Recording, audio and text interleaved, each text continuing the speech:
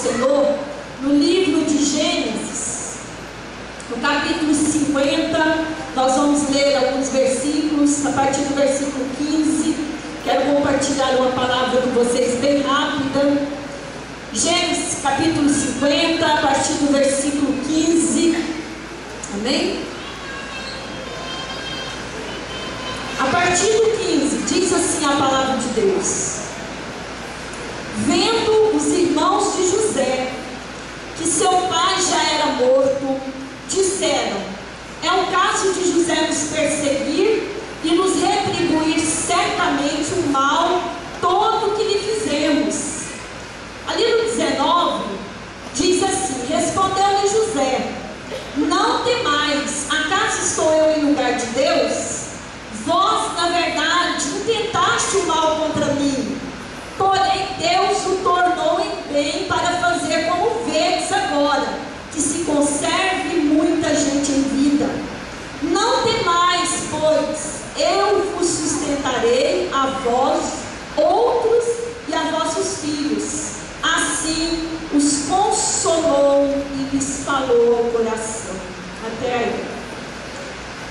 Amados, tem uma outra história no Velho Testamento, nos ensina mais sobre o poder do perdão, como a história de José, filho de Jacó com Raquel.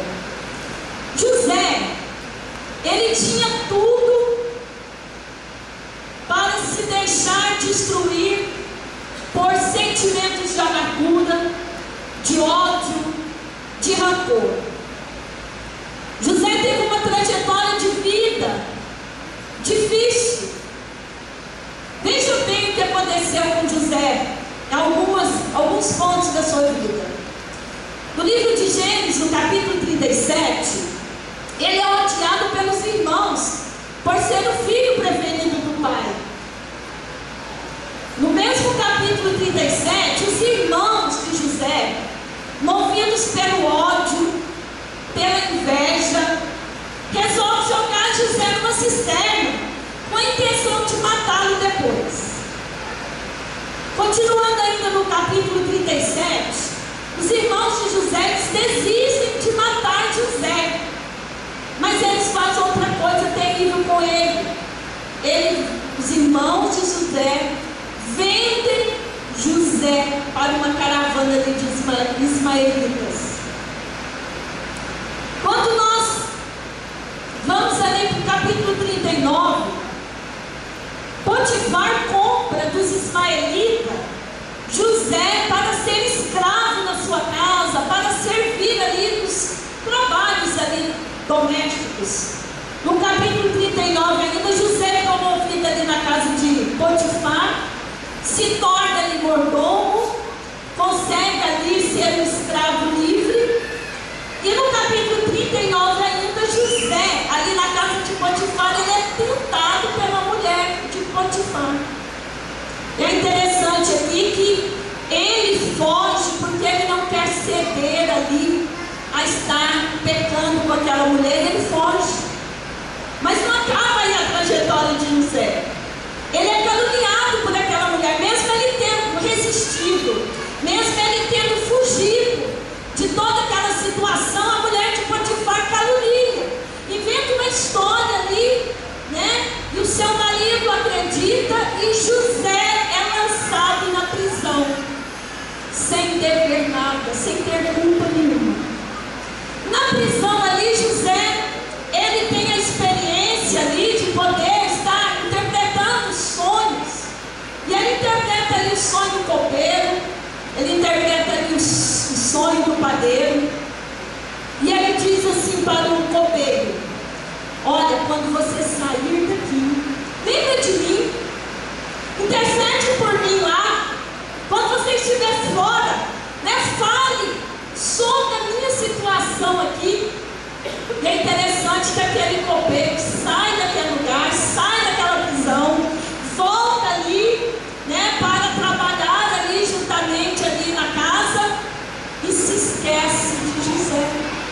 José mais uma vez é esquecido. José mais uma vez se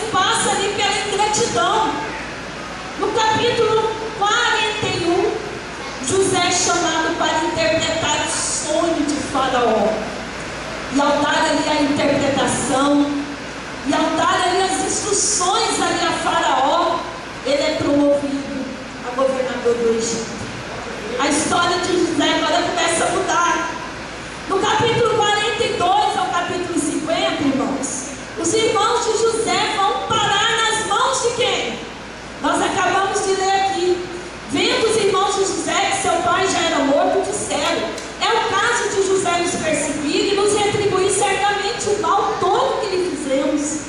E de repente aqueles irmãos que tanto mal fez, que tantas coisas ruins fez ali acontecer a José, e de repente a história de José havia sido mudada, e aqueles irmãos estão ali nas mãos de nada mais do que de José. E José agora ele estava ali no auge, ele era o governador do Egito. José estava ali nas suas mãos todo o poder. E eu vejo aqui duas opções que José poderia escolher. A primeira opção é que ele poderia matar, ou ele poderia deixar viver. A segunda opção de José ali para com seus irmãos, ele poderia perdoar, ou ele poderia segurar todo o mal que aqueles irmãos haviam cometido a ele. E nós sabemos da história de José. Ele faz a melhor opção, ele faz a opção de perdoar. Glória a Deus. Ele faz a opção ali de perdoar. Mas aqueles irmãos não estão ali ainda tranquilos, porque naquele momento o pai já havia morrido, e eles tinham o pai como ainda um porto seguro. Olha, nosso pai está vivo, José não vai fazer nada conosco. Mas de repente aquele pai está morto, e agora? E agora será que José vai retribuir a nós todo o mal que nós fizemos, toda a maldade, toda a ingratidão, tudo aquilo que foi realizado contra a vida dele? E chega aos ouvidos de José ali, que os irmãos estão ali temerosos. E José disse assim para eles: descanse os vossos corações, porque eu já perdoei vocês. Eu já liberei o perdão. Já está tudo quente. Já está tudo bem. Além de perdoar vocês, eu ainda vou cuidar de vocês e cuidar dos vossos filhos. Glória a Deus, aleluia. Sabe por que eu vejo ali no coração de José? Um coração cheio da graça do Todo-Poderoso. Queridos, é somente a graça de Deus para nos ajudar a perdoar tanto mal. Porque perdoar não é fácil. Não é fácil perdoar a quem nos trai. Não é fácil perdoar a quem nos engana. Não é fácil perdoar a quem nos quer tanto mal. Embora muitas vezes nós nem entendemos por que pessoas falam mal, por que pessoas acusam, por que as pessoas ofendem. Não é fácil perdoar. Mas eu vejo aqui algo lindo na vida de José. Se não fosse aquela graça, aquela arte de perdoar, talvez a história de José não tinha sido uma história de tanto sucesso, de tantos milagres, de tantas bênçãos. Aleluia, glória a Deus. Irmãos, perdoar não é fácil, como eu disse para vocês. Não é fácil você perdoar a quem te tanto humilhou.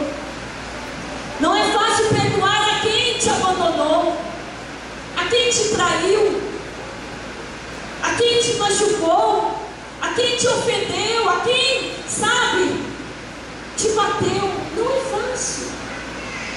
Quando eu estava olhando aqui essa palavra, eu me lembrei de algo que aconteceu na minha vida muito tempo atrás, mas algo que hoje eu posso, para a glória de Deus, testemunhar e dizer que como vale a pena perdoar, como vale a pena liberar o perdão, como vale a pena nós termos de Deus essa capacidade de poder abençoar com o perdão. Ali por volta mais ou menos assim de uns 7, 8 anos de idade, eu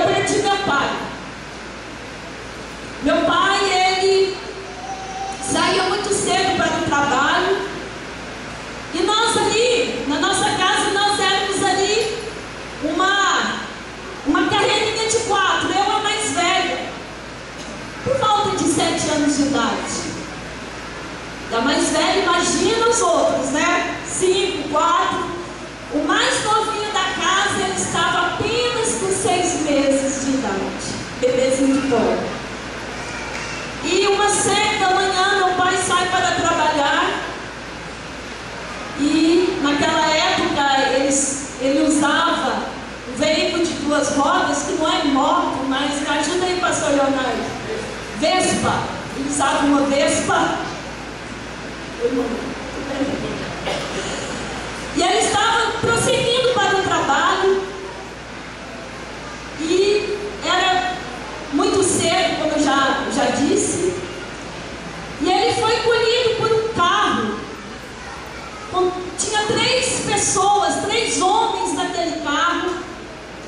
E ele estava subindo uma avenida aqui da cidade, a Avenida Universitária.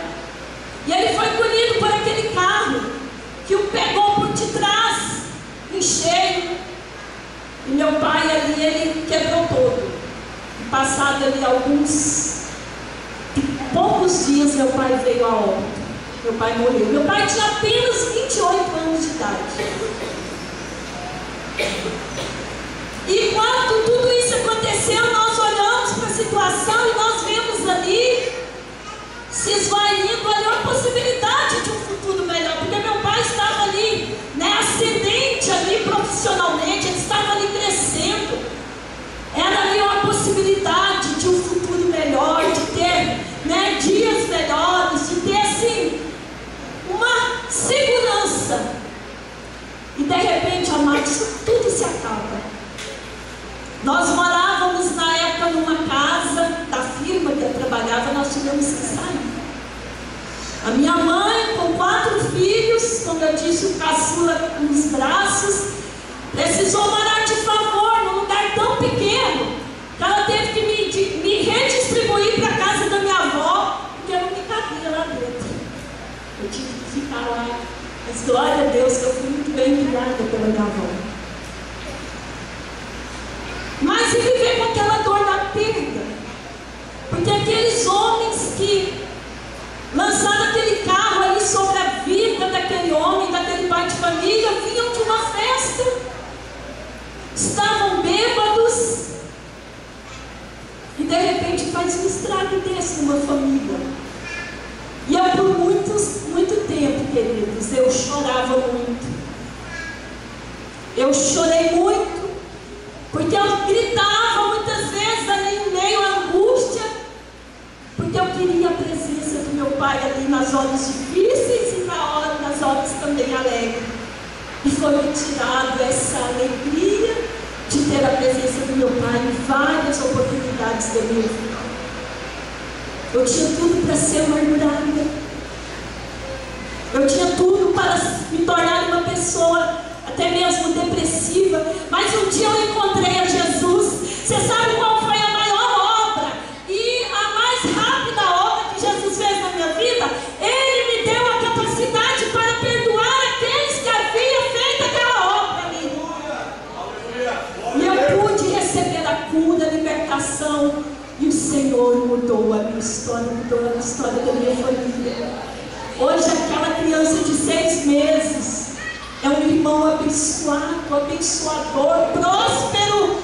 Estamos hoje, eu e a minha família, servindo a Deus. Aleluia! A nossa história poderia ser diferente. Quantas vezes a revolta bateu? Quantas vezes a tristeza, a angústia? Quantas vezes eu fiquei deprimida por aquela situação? Mas Deus mudou a minha sorte. Amém? Aleluia! Perdoar não é fácil. E eu quero aqui nesta noite, em nome de Jesus, deixar algumas definições sobre o que é perdoar. Primeiramente, perdoar é reconhecer que só Deus tem o direito de julgar. É só Deus que pode julgar.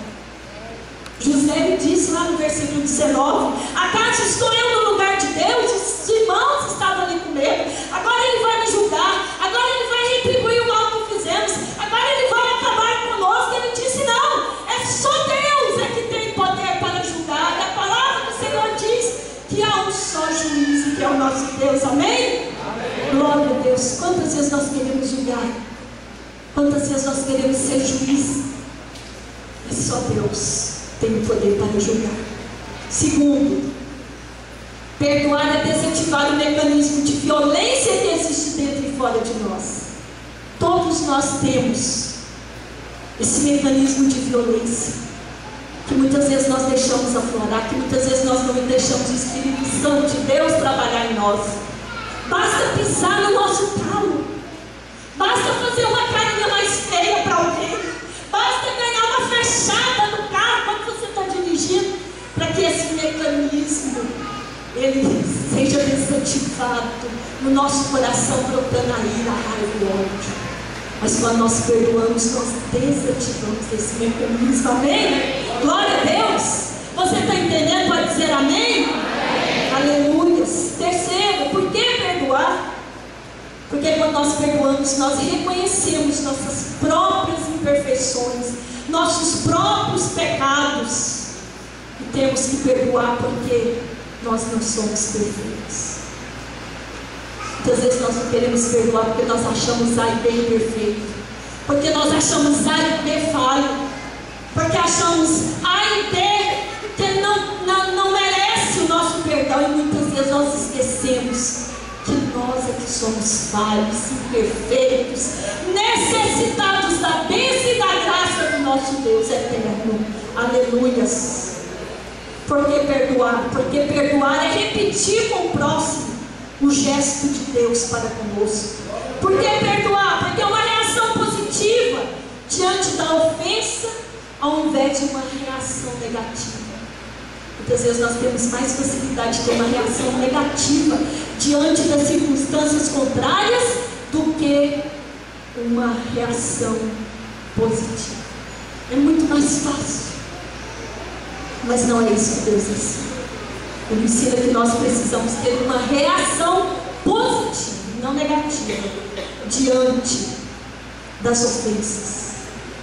Amém? Amém. Perdoar é ser grato a Deus pelo perdão recebido. Glória a Deus. Deus foi o primeiro que nos amou e que nos perdoou. Por isso nós precisamos ser gratos. Por que perdoar? Porque perdoar é semear misericórdia. Quem não perdoa, o dia que precisar de receber o perdão, não vai ter como colher. Por isso, se eu quero receber perdão, por isso, se eu quero receber da parte de alguém perdão, eu devo semear o perdão. Nós devemos semear o perdão. Perdoar é rasgar a conta. Glória a Deus, olha que coisa linda. Perdoar é rasgar a conta, é quitar a dívida. Quando a gente tem uma conta, você já viu que a gente fica martelando aqui, pensando aqui todo dia, eu tenho que pagar isso, eu tenho que pagar, nossa, o dia está chegando, e você não tem paz, não tem sossego. E assim, quando a gente está com o nosso coração preso a algo, é como se é uma conta que você tem que pagar, mas quando você perdoa, você está quitando aquela conta, você não deve mais nada, você está livre. Aleluia! E como é bom ser livre! Aleluia! Glória a Deus! Perdoar, esse eu acho tremendo. Perdoar é deixar ser livre, é soltar, é liberar, é mandar embora, é atribuir favor incondicionalmente a quem feriu. Olha que coisa linda. Perdoar é ser livre para andar, é ser livre para louvar. Tem até uma música, né, pastor Leonardo? Livre para amar. É isso, ser livre. Como é bom ser livre. Glória a Deus. Perdoar é pegar todo o lixo emocional e jogar fora e não buscar de volta. Porque tem gente que joga fora, pega o lixo emocional, pega a amargura, pega a tristeza, o rancor, o ódio, joga fora. O caminhão de lixo passa e leva, passa uns dias, dá vontade de ir lá no lixão buscar de volta, lá buscar de volta, está fazendo falta. Perdoar é pegar todo o lixo emocional e jogar fora. Glória a Deus, amém?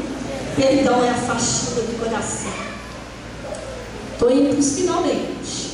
E por que não perdoar é perigoso? Por que será? Eu citei algumas coisas aqui, que são muitas. Mas por que não perdoar é perigoso? Você sabia? Pergunta para quem está do seu lado. Você sabia que não perdoar é perigoso? Pergunta para ele, fala para ele. Você sabia disso? É perigoso não perdoar. Primeira coisa, a falta de perdão, ela gera amargura, e a amargura prolongada causa as doenças psicossomáticas. Eu vou ler mais uma vez. A falta de perdão, ela gera amargura. Onde? Na alma. E a amargura prolongada, ou seja, a amargura que insiste em ficar, a amargura que insiste ali em morar no seu coração, ela pode gerar em você doenças. É constatado cientificamente que 80% das doenças físicas, elas são geradas por fatores psicossomáticos. Os psicólogos aqui que eu digo, né, pastor? Então é perigoso não perdoar, porque pode estar gerando em você uma enfermidade, uma doença. Nós queremos ser livres, queremos ter a saúde, em nome de Jesus. Eu quero ter saúde. Saúde para orar, para buscar, para trabalhar, para avançar, para prosseguir, para ser livre, para adorar a Deus. Aleluia. Segundo motivo, porque não perdoar é perigoso. A falta de perdão, olha o tanto que essa é séria. A falta de perdão dá ao diabo uma reivindicação legal, ou seja, dá a ele legalidade para trazer para as pessoas a depressão, a opressão e até mesmo a possessão. É muito sério isso. Tem muita gente deprimida porque não perdoa. Tem muita gente oprimida porque não abre o coração para perdoar a quem feriu, para perdoar o marido, a esposa, por não perdoar o amigo, por não perdoar a mãe, o filho. Há muita gente deprimida. 2 Coríntios, capítulo 2, versículo 10.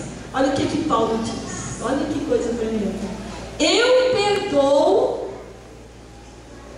para não ser vencido pelo diabo. Isso Paulo falando. 2 Coríntios, capítulo 2, 10. Eu perdoo para não ser vencido pelo diabo. Se você não quer ser vencido pelo diabo, perdoe em nome de Jesus. Amém?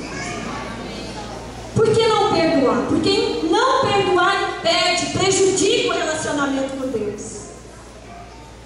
Impede, atrapalha seu crescimento, atrapalha suas experiências, atrapalha o relacionamento mais profundo com Deus. Livro de Efésios, no capítulo 4, 31 e 32, olha só o que fala a palavra de Deus. Longe de vós toda amargura e cólera, e ira, e gritaria, e blasfêmias, e bem assim toda malícia.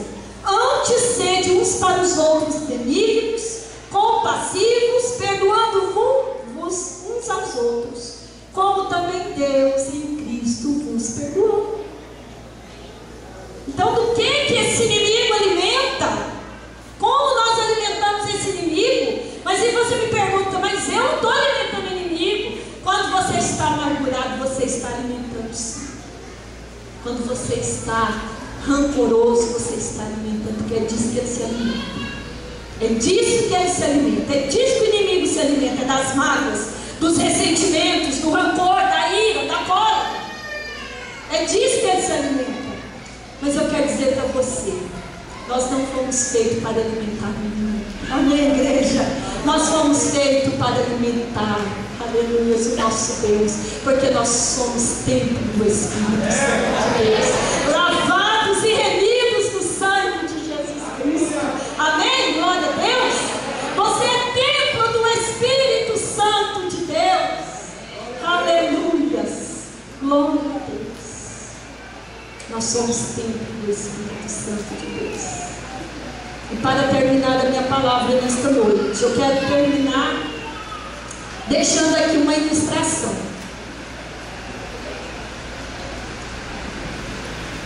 Uma vez, chega um filho para o pai e diz assim: pai, eu estou muito magoado com meu amigo. Eu estou com muita raiva do meu amigo. Eu quero que o meu amigo morra, que ele pegue uma doença e morra. E aquele pai olhou para aquele filho assim assustado e disse: meu filho, vem cá. E ele foi. E chegando ali, ele disse para o filho assim: olha, filho, vai ali no fundo de casa, pega ali um pacote de carvão e traz aqui. E o filho obedeceu, imediatamente foi lá, trouxe aquele saco de carvão. E o pai dele disse: muito bem, abre o saco de carvão. Ele abriu. Eles foram ali para o quintal. Ele disse para o filho assim: olha lá no varal, você está vendo aquela camiseta branca que está lá no varal? E o filho disse: estou sim, pai. Pois é, filho, então você vai pegar cada pedacinho desse carvão aí e vai atirar e acertar naquela camiseta branca. E assim o filho, todo animadinho: pode deixar, vou fazer sim. E começou a pegar ali o carvão e jogar, um por um. Passado-se algum tempo, o filho: olha, pai, terminei. O pai chegou lá, pegou na mão do filho, levou aquele filho até dentro de casa, onde havia um grande espelho, e mostrou para o filho: olha você, filho. E ele olhou para aquele espelho. Quando o filho olhou, ele se assustou. Ele estava todo pretinho, da cabeça aos pés ali de carvão. E ele falou: sabe por que, filho, que eu te trouxe aqui para você se ver? Porque você jogou naquela camiseta lá vários pedaços de carvão. Mas olha para a camiseta. Havia apenas algumas pequenas manchas ali de preto no carvão. Mas olha para você, você está todo sujo. Sabe o que eu quero falar para você, meu filho? É que quando nós queremos combater o mal com o mal, quando nós queremos vingar o mal que nos foi dado, nos foi feito, nós ficamos muito mais sujos do que a pessoa que nós queremos fazer de mal. Vamos ficar de pé em nome de Jesus. Vamos orar. E assim, amados, nós precisamos entender que quando nós liberamos o perdão, queria convidar aqui o grupo de louvor. Quando nós liberamos o perdão, nós fechamos, nós trancamos a porta do inferno e abrimos a porta do céu para a nossa vida. Amém, igreja? Glória a Deus.